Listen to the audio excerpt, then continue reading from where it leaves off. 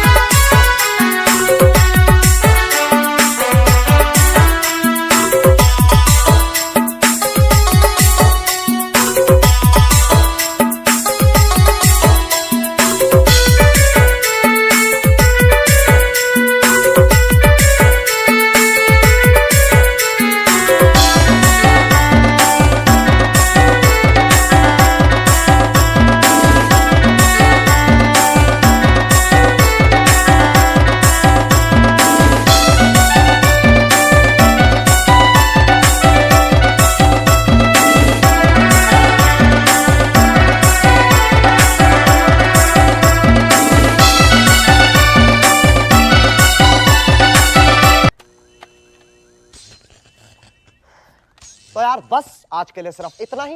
अगर तुम्हें ये वीडियो पसंद आई तो लाइक मारो, और अगर तुम लोग नए हो तो सब्सक्राइब करो। वो जो लाल वाला बटन है उस पे अपनी खट्टी गोली फेंक के मारो या फिर गाड़ी चढ़ा दो, मुझे नहीं पता, बस क्लिक।